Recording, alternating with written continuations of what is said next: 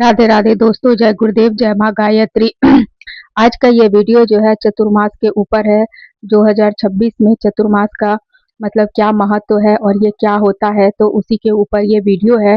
तो चलिए video start करते हैं कि चतुर्मास का अर्थ क्या होता है। मतलब 4 महीने इसमें क्या होता है चतुर्मास में कि जो विष्णु भगवान होते हैं वो अब निद्रा में चले जाते हैं 4 महीने के लिए। जैसे ब्रह्मा विष्णु महेश तीनों मिलकर सृष्टि का संचालन करते हैं, तो विष्णु भगवान जो है वो लोगों का भरण पोषण करते हैं, लेकिन 4 महीने के लिए वो क्षीर समुद्र में लक्ष्मी माँ के साथ जो है वो दे मतलब निद्रा में चले जाते हैं। इसीलिए इसे मतलब देवशयनी एकादशी मतलब जो पड़ता है उसी समय से मतलब जो विष्णु भगवान है वो निद्रा में चले जाते हैं।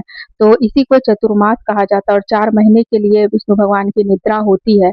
तो इसे ही मतलब कि चतुर्मास कहा जाता है। और इस समय जो है वो शिव जी जो है सृष्टि का मतलब संचालन करते हैं। और उसके बाद शिव जी मतलब अभी सावन महीने में शिव जी का जो है वो रुद्राभिषेक होता है, सोमवारी होती है। तो सावन महीने में शिव जी का जो है वो पूजा किया जाता है। और साथ ही साथ विष्णु भगवान का भी चतुर्मास में विशेष महत्व है पूजा आराधना का। तो बताती हूँ कि मतलब जो चतुर्मास है उसका प्रारंभ कब से हो रहा है। तो चतुर्मास का प्रारंभ जो है इस बार 2026 में आषाढ़ शुक्ल की शुक्ल पक्ष मतलब शुक्ल पक्ष में 25 जुलाई से शुरू हो रहा है और शनिवार का दिन पड़ रहा है उस दिन।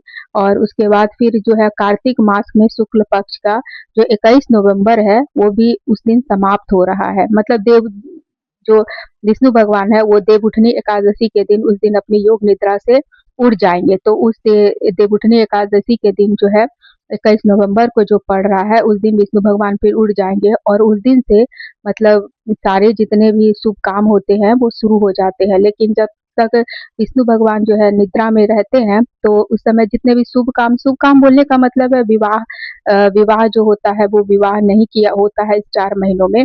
और इसका एक साइंटिफिक कारण ये भी है कि इस समय कैसे विवाह होगा, क्योंकि प्रकृति क्या होती है कि जैसे बारिश का मौसम होता है वैसी व्यवस्थाएं नहीं हो पाती है। तो ऐसा नहीं है कि शुभ अशुभ का बात होता है, लेकिन ऐसे वातावरण में ऐसे सारे चारों तरफ ऐसा स्थिति रहती है कि विवाह जो है वो संभव नहीं हो पाता है। तो इसका कारण बस यही है।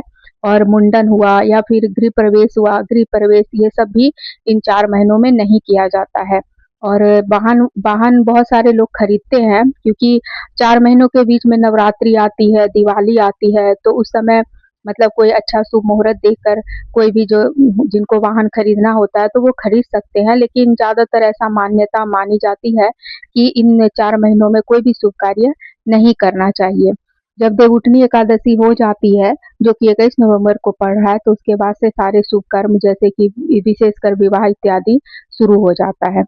और वो रहा कि देवउठनी एकादशी में हम लोगों को मतलब किस तरह से क्या कुछ नियम होता है जो कि करना चाहिए। और ऐसा कुछ करके मतलब इस सब जितने भी हम लोगों के मतलब शास्त्रों में, जैसे अभी पुरुषोत्तम मास गया तो उसका भी कुछ विशेष महत्व था। तो कुछ न कुछ हमेशा हम लोगों का होता है, कुछ नियम होते हैं, कुछ पूजा के नियम होते हैं, खान पान के नियम होते हैं, रहने के नियम होते हैं। तो किस तरह से उसका हम लोग पालन करें और किस तरह हम लोगों को रहना चाहिए जिससे उसका हम लोगों को विशेष लाभ मिले। तो वही मैं आप लोगों से मतलब बताने जा रही हूँ। तो जैसे हम लोगों को इस चतुर्मास में ना नीला और कहते हैं कि नीला और काले वस्त्र को नहीं पहनना चाहिए। पहनने में नीला और काले वस्त्र जितना हो सके अवॉइड करना चाहिए। और पीला ज्यादा पहनना चाहिए, पीले रंग का तिलक लगाना चाहिए।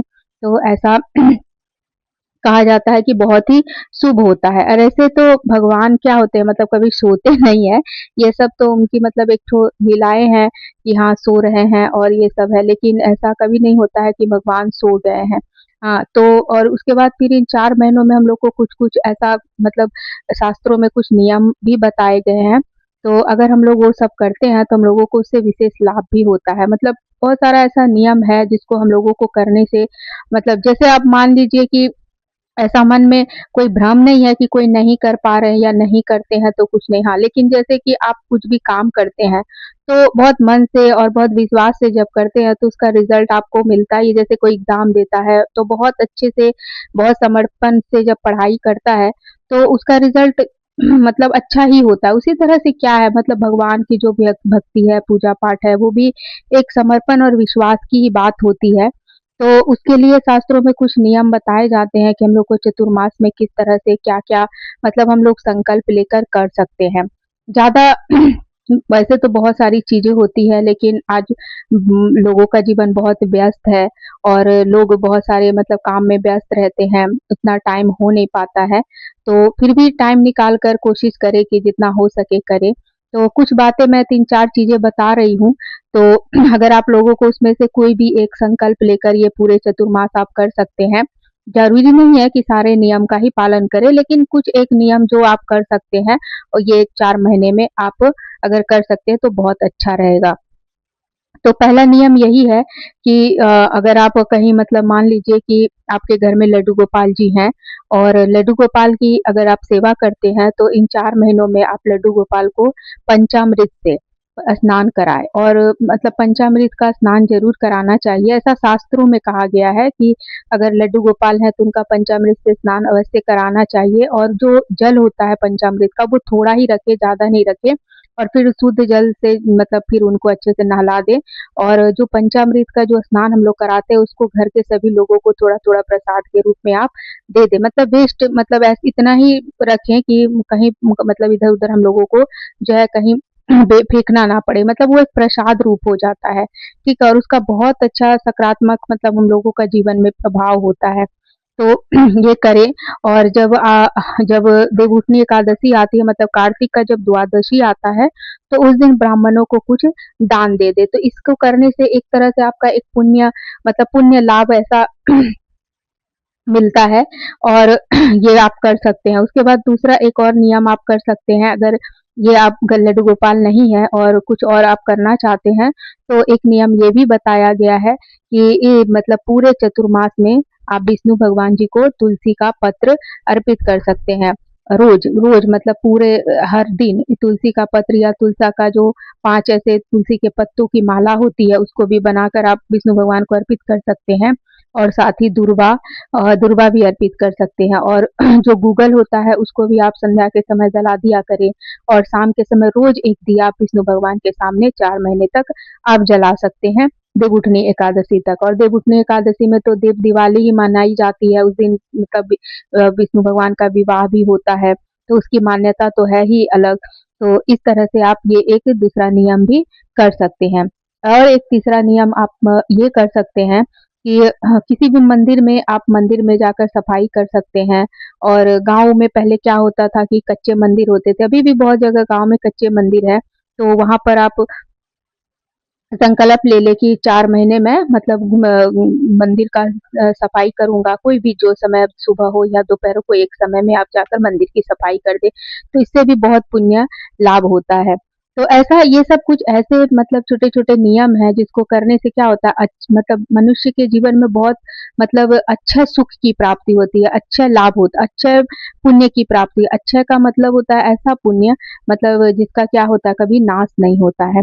तो ऐसे कुछ नियम बताए गए हैं शास्त्रों में और अगर आप ये सब भी नहीं कर सकते हैं, तो आप गायत्री मंत्र का जप कर लें। कम से कम 1 माला तीनों समय गायत्री मंत्र का आप जाप भी कर सकते हैं। और गायत्री मंत्र का बारे में मैं क्या बताऊँ मतलब इसकी महिमा तो अद्भुत ही है और कभी इसके ऊपर भी मैं सोच रही हूँ कि कभी गायत्री मंत्र के ऊपर एक वीडियो मैं बनाऊँगी, मेरा बहुत इच्छा है और गुरुदेव का ऐसा मतलब थोड़ा मुझे ये मार्गदर्शन भी महसूस होता है कि मैं गायत्री महाविज्ञान जो मैं पढ़ती हूँ, इसके साथ-साथ गुरुदेव का जो युग दृष्टा है, उसके ऊपर मैं वीडियो बनाऊँ, लेकिन अभी थोड़ा समय मुझे मिल नहीं पा रहा है, लेकिन मैं उसके ऊपर भी मैं काम अवश्य करूँगी। आप लोगों के लिए वो वीडियो मैं ज़रूर लाऊँगी, क्योंकि मेरी बहुत इच्छा है कि गुरुदेव ने जो भी मतलब बातें बताई है, ऐसे बहुत सारे हम लोगों के समाज में बहुत चीज़ों को लेकर जो भ्रम फैला हुआ है, जो डर बैठा हुआ है, बहुत सारी रूढ़िवादिताएँ हैं, बहुत सारी ऐसी रूढ़ि मान्यताएँ हैं और बहुत सारा चीज़ है ऐसा जो मैं जानी हूँ, तो मैं चाहती हूँ कि लोग उसको अभी लेकर जो चल रहे हैं, अभी भी लोगों की मान्यताएँ बहुत नहीं मतलब चीज़ों को लेकर वो हुए, तो गुरुदेव ने जो मार्गदर्शन दिया है, उसको मैं आप लोगों से ज़रूर शेयर करना चाहती हूँ। तो अभी थोड़ा मतलब नियम जो मैं बता रही थी उससे थोड़ा हट गया, क्योंकि गायत्री मंत्र का ऐसा नहीं है कि ये मैं अपने मन से बता रही हूँ, शास्त्रों में ऐसा लिखा हुआ है चतुर्मास के लिए। तो जो लिखा हुआ है मैं वही बता रही हूँ कि गायत्री मंत्र के जाप का भी बहुत महत्व है। तो जैसे कि हम लोग अलग-अलग देवी-देवताओं की पूजा अलग-अलग देवी-देवताओं की कृपा पाने के लिए करते हैं। जैसे गणेश जी के लिए बुद्धि पाने के लिए, लक्ष्मी माँ की पूजा करते हैं लक्ष्मी पाने के लिए, शिव जी की पूजा स्वास्थ्य के लिए करते हैं। इसके अलावा भी बहुत सारी चीज़ें होती हैं। तो वैसे गायत्री मंत्र एक ऐसा है कि 24 देवी-देवताओं का फल हमें गायत्री मंत्र एक मंत्र करने से ही प्राप्त होता है। अलग-अलग मंत्र करने की ज़रूरत नहीं होती है। तो ऐसे मतलब गायत्री मंत्र का दुर्गा सप्तशती भी जब हम लोग पढ़ते हैं तो उसमें भी गायत्री मंत्र का महत्व है। उसके बाद भगवद गीता में भी गायत्री मंत्र का महत्व कृष्ण भगवान ने बताया है। तो गायत्री मंत्र ऐसा मंत्र है कि मतलब क्या मैं बताऊँ, इसके बारे में जितना ही मैं आप लोगों से बताऊँगी उतना ही कम है। तो गायत्री मंत्र अगर आप कर सकते हैं तो बहुत अच्छी बात है।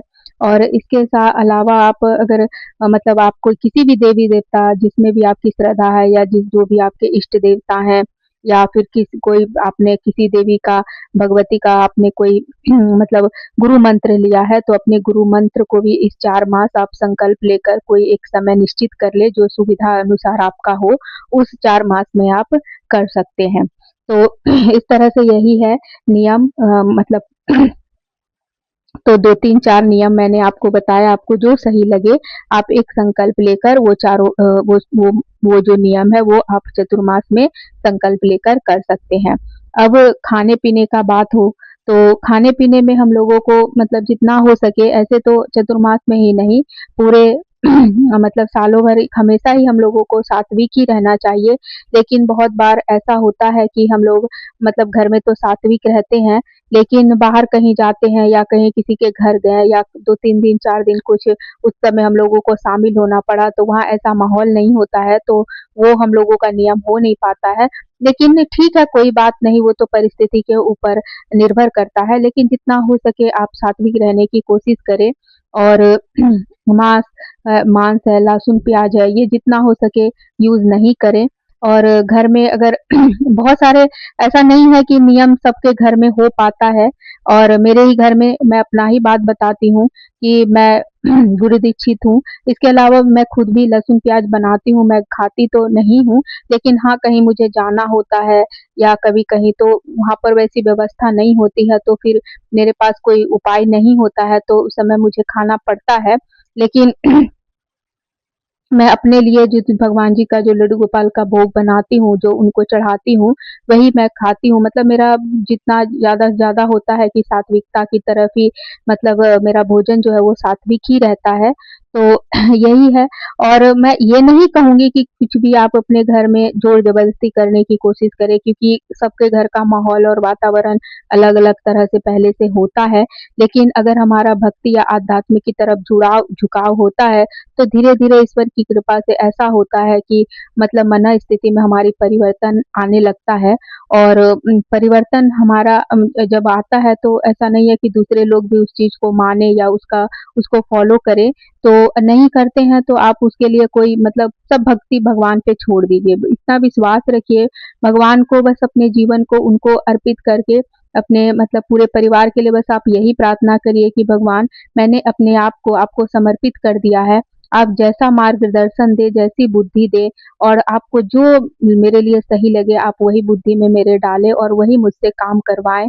जो मतलब भगवान का हमेशा ध्यान रहते हुए अगर आप एक-एक कदम चलते हैं, उनके मार्गदर्शन में चलते हैं, तो आपका कभी अहित नहीं हो सकता। और अपने पूरे परिवार के लिए भी रोज़ आप पूजा में यही प्रार्थना करें कि हे परमात्मा, सबको सद्बुद्धि देना, सद्मार्ग पे चलाना। क्योंकि अ, आज क्या है, लोग धन माँगते हैं, गाड़ी माँगते हैं, घर माँगते हैं, तो ये चीज़ें ठीक है, लेकिन आपको और भगवान आपको ये दे भी देते हैं।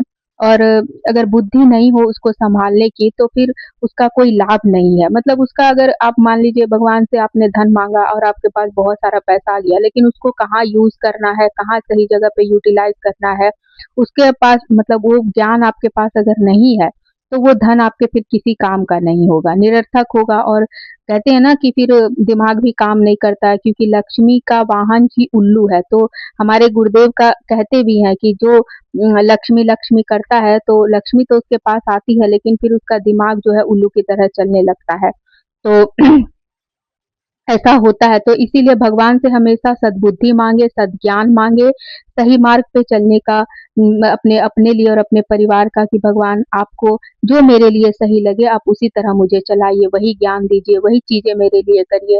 और जब आप अपने को समर्पित कर देंगे भगवान को, तो फिर भगवान आपको खुद ही उन सब चीजों से दूर कर देते हैं। लोग हो या विचार हो, व्यवहार हो, उन सब चीजों से आपको भगवान स्वयं ही मतलब अपने आप ही दूरी बनवा देते हैं। आपकी मन स्थिति ऐसी हो जाएगी, विचार ऐसे हो जाएंगे कि वो सारी चीजें जो आपके लिए सही नहीं है, गलत है या आपके लिए हितकर नहीं है, तो उन सब चीजों से आपका दूरी बन जाएगा। बस विश्वास अपना बना के रखिए और पूरा समर्पण भगवान को। कोई मतलब बिजनेस नहीं कि हाँ भगवान को प्रसन्न कर रहे हैं क्योंकि ये चाहिए, भगवान को कुछ नहीं। जैसे आप मान लीजिए, एक बात समझ लीजिए कि जैसे हम लोग क्या करते, किसी का खुशी, जैसे कि किसी के चेहरे पर अगर हमको देख खुशी हंसी महसूस होती है, अगर कुछ काम करके आप देखते हैं कि जैसे लगता है कि हाँ ये करके उसको खुशी मिलती है, तो हम निस्वार्थ भाव से कभी कभी वो काम करते हैं कि हाँ इसको खुशी हो। तो बस भगवान के लिए भी यही निस्वार्थ भाव रखिए, कि ऐसा नहीं कि भगवान आप ये दे दो वो दे दो तो मैं ये करूंगा, या ये करना है तो उसके पीछे कोई कुछ भी नहीं। बस भगवान को अपने को समर्पित कर दीजिए कि हाँ भगवान आपको जो सही लगे आप वही करना करिए मेरे लिए। बस ये समर्पण। तो मैं थोड़ा अलग चली गई। ठीक है, तो यही सब था नियम खान-पान का। और उसके अलावा जो मैंने बताया, हाँ, और सावन में और है कि जैसे हरी पत्तियों पत्तियों वाली सब्जियां जो है वो भी नहीं खाई जाती है। उसके बाद दही है, दूध है, मतलब इन 4 महीनों में हरी पत्तियों वाली जो सब्जी है, दही, दूध और उड़द सफेद का जो मतलब 2 पत्तों वाले दाल से जो मतलब जो भी मतलब खाना पीना होता है उसको नहीं खाया जाता। जैसे उड़द, सफेद उड़द का जो दाल होता है वो या उससे बनी चीजों को भी नहीं खाना चाहिए, क्योंकि शरीर पर उस समय क्या पाचन जो हमारा होता है सावन के महीने में अलग तरह का होता है, भादों के महीने में, आश्विन महीने में उस समय 2 मतलब मौसम का परिवर्तन हो रहा होता है, तो कुछ-कुछ चीज़ों का खाना जो है वो वर्जित किया जाता है, क्योंकि हमारे शरीर के लिए वो उतना लाभदायक नहीं होता है।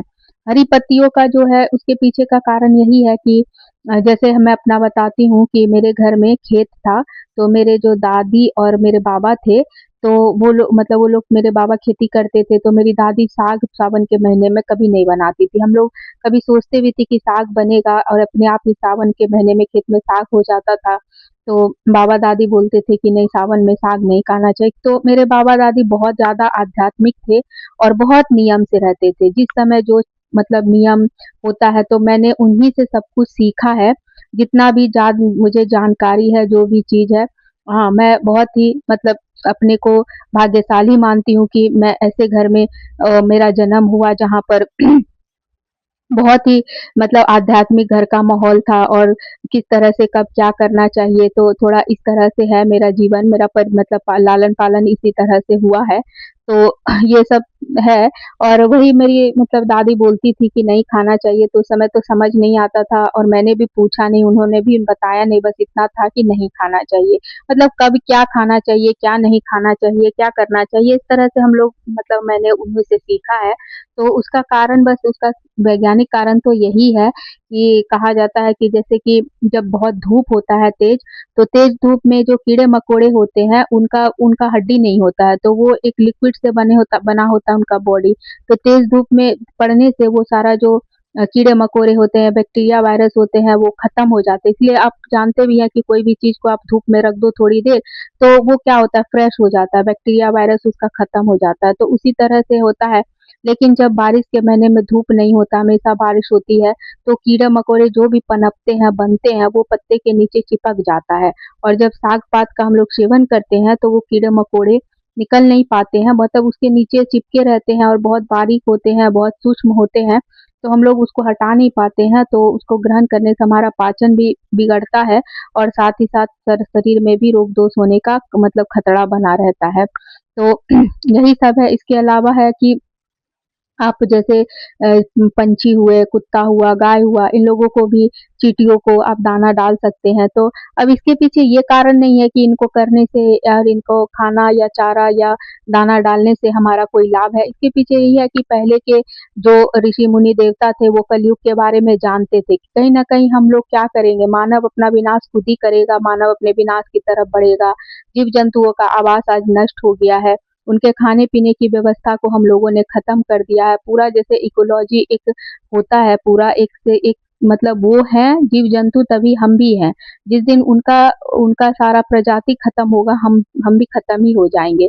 तो उसका शायद मतलब वैज्ञानिक कारण यही है कि उनको जितना खाना-पानी, दाना देते रहेंगे हम, उनका प्रजनन बढ़ेगा, उनकी संख्या बढ़ेगी और उनके उनके थ्रू हम भी एक फूड वेब में जुड़े हुए हैं, तो हम भी अपने को, मतलब उनको खाना दाना पानी देकर बस हम अपने को ही सरवाइव कर रहे हैं। उसके पीछे का कारण यही है।